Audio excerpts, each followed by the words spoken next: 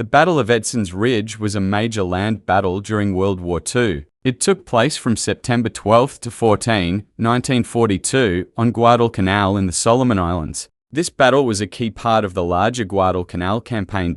In this fight, U.S. Marines faced off against the Imperial Japanese Army. The Marines, led by Major General Alexander Vandergrift, defended a vital airfield called Henderson Field. The Japanese, under Major General Kayate Kawaguchi, tried to recapture the airfield.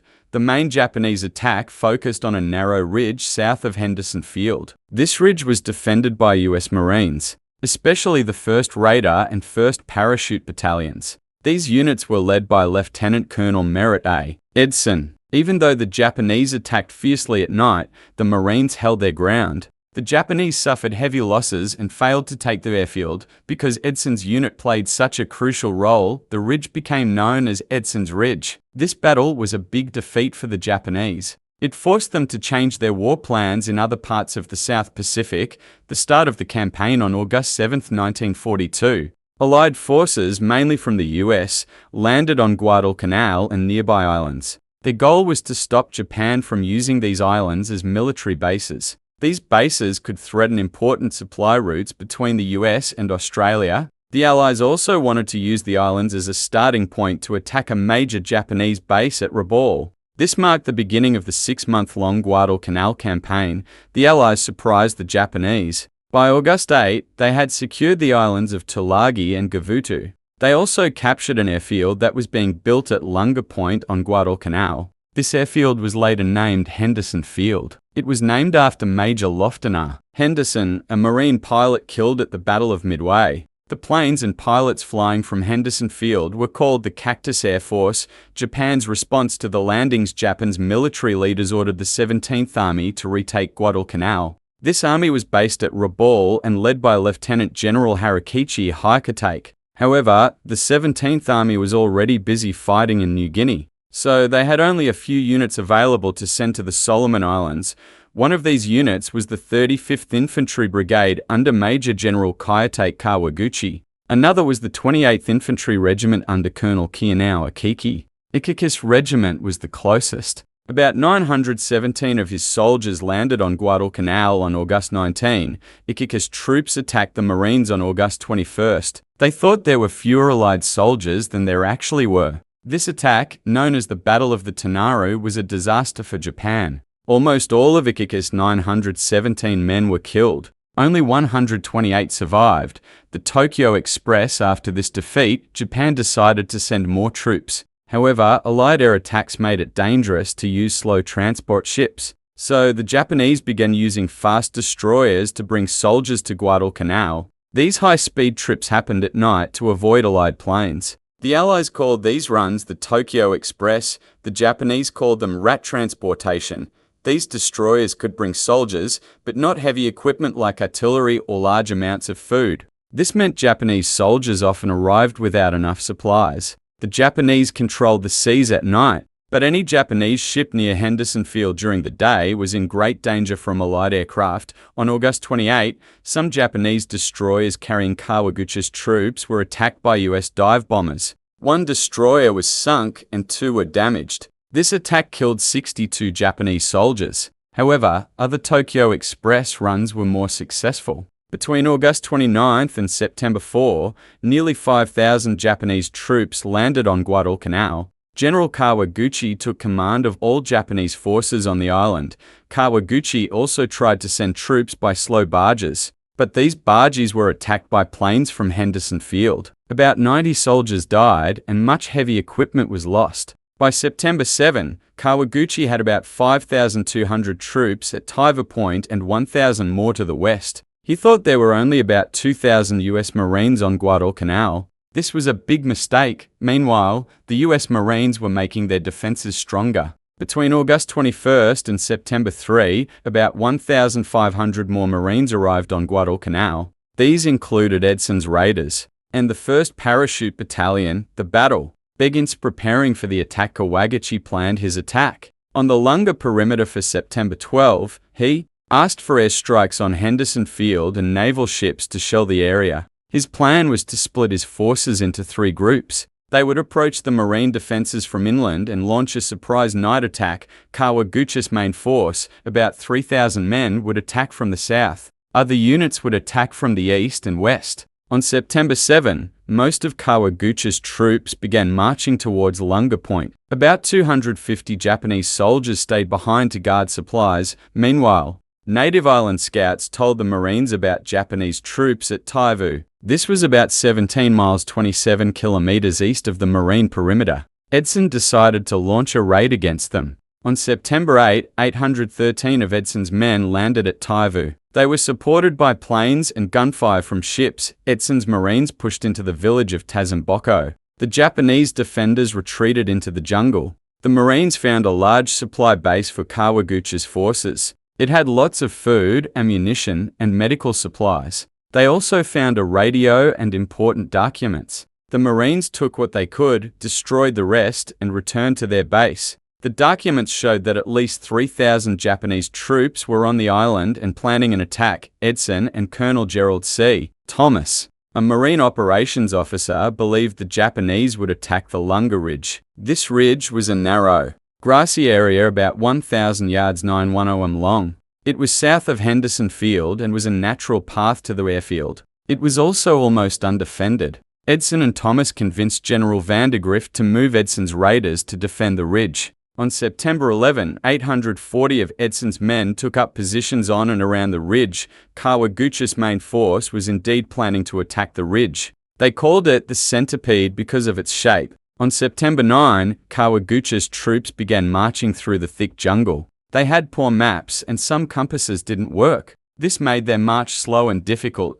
The first night's fight, September 12, the Marines knew the Japanese were coming, but not exactly where or when. Edson placed his men on 3 hills along the ridge. Hill 80 was at the southern end. Hill 123, the tallest, was 600 yards 550 m north. Edson's command post was on Hill 123. At 9:30 p.m. on September 12, Japanese ships shelled the Marine lines. Then, Japanese artillery began firing. Scattered groups of Japanese soldiers started fighting with the Marines. Kawaguchi's 1st Battalion attacked the Raiders Company C. They pushed the Marines back towards the ridge. This attack got mixed up with another Japanese unit that was still trying to reach its position. This confusion stopped the Japanese attack for the night. Kawaguchi later said he felt disappointed and helpless because the jungle scattered his brigade. 12 Marines were killed. Japanese casualties were likely higher. Other Japanese units also tried to attack that night,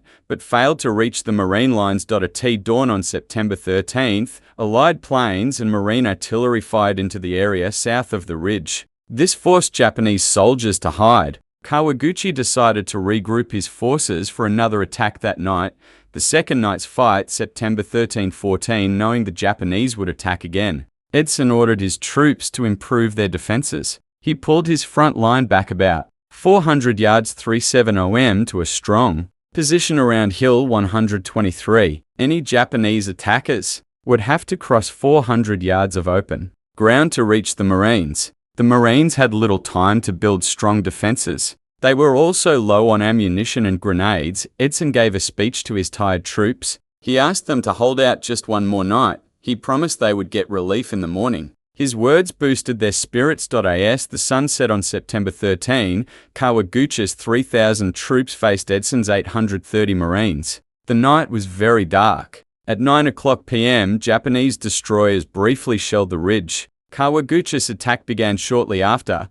One Japanese battalion attacked the Marine right side. They pushed the Marines back to Hill 123. Instead of attacking other Marine units, these Japanese soldiers found a pile of Marine supplies. They stopped to eat as they hadn't eaten properly for days. They later continued their attack towards the airfield, but were stopped. Their commander and about 100 men were killed. Meanwhile, another Japanese battalion attacked Hill 80. Marine artillery fired on their positions. Around 10:00 p.m., about 320 Japanese soldiers charged up Hill 80 with bayonets. They pushed some Marines off the ridge. Edson ordered other Marines to pull back onto Hill 123. In the darkness, some Marines became confused and started to retreat, but Marine officers, including Major Kenneth D. Bailey, stopped them. They used strong words to get the Marines back into position around Hill 123.as. The Marines formed a horseshoe shape around Hill 123. The Japanese launched many direct attacks.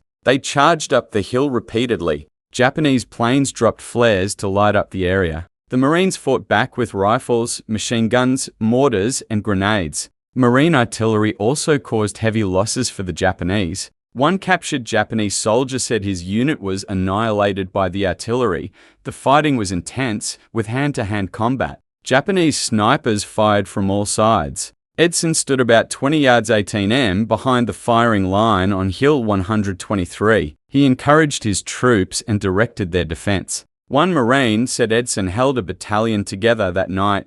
Some Japanese units managed to get past the Marine defenses. They reached the edge of a secondary runway at Henderson Field, but Marine engineers stopped one group. The others waited for reinforcements that never came. They eventually retreated back into the jungle. By 4 a.m, Edson's men had held off many attacks. Troops from another Marine battalion arrived to help. As the sun rose on September 14, the Japanese attack on the ridge had ended. Many Japanese soldiers were killed or wounded. About 100 Japanese soldiers remained on Hill 80. US planes strafed them, killing most of them. The few survivors retreated. Other Japanese attacks while the main battle happened on the ridge. Other Japanese units also attacked the Marine defenses. The Kuma Battalion attacked the southeastern part of the Marine lines. Their attack started around midnight. One company fought hand-to-hand with Marines but was pushed back. Their commander was killed. The next morning, Marines sent light tanks to sweep the area. Japanese anti-tank guns destroyed 3 of them. Some tank crewmen escaped but were killed by Japanese soldiers. The Kuma Battalion made 2 more weak attacks on September 14 and 15, but both failed.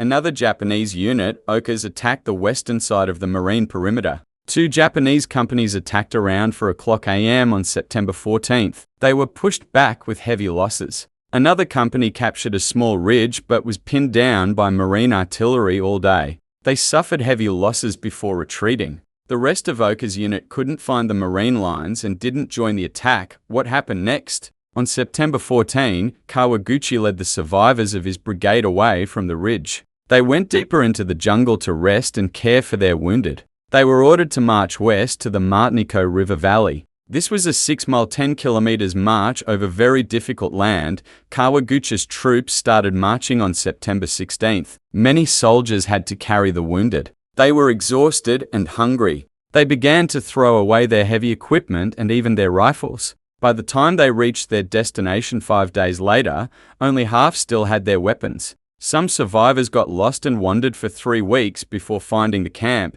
In total, Kawaguchi's forces lost about 830 men killed in the attack. The Marines counted 500 Japanese dead on and around the ridge. The Marines lost 80 killed between September 12 and 14. After the battle, the US forces focused on making their defenses stronger. On September 14, another Marine battalion arrived on Guadalcanal. On September 18, over 4,000 more Marines arrived. These reinforcements allowed General Vandegrift to create a continuous line of defense around the Lunga perimeter. The next major battles between the US and Japanese happened along the Martinico River later in September and October. Why this battle mattered in September 15.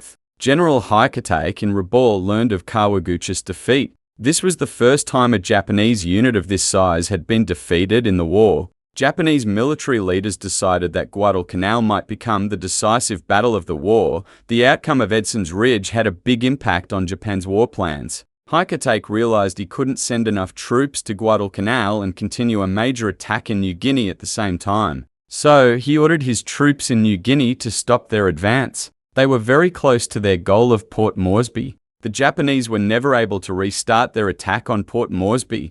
The defeat at Edson's Ridge helped lead to Japan's overall defeat in the Guadalcanal campaign. It also contributed to Japan's ultimate defeat in the entire South Pacific. General Vandegrift later said that Kawaguchi's attack on the ridge was the only time he doubted the outcome of the campaign. He believed that if the Japanese had succeeded, the Marines would have been in a pretty bad condition. Historian Richard B. Frank wrote that the Japanese never came closer to victory on the island itself than in September 1942. Today, at Marine Corps Recruit Depot San Diego, New Marine recruits finish their training with a tough 50 for our final test called the Crucible. In the last part, they climb a mountain called the Reaper. At the top, a quote from Edson's Medal of Honor award is displayed. Recruits read it and learn about it. Then they receive their eagle, globe and anchor emblems, which means they are officially Marines.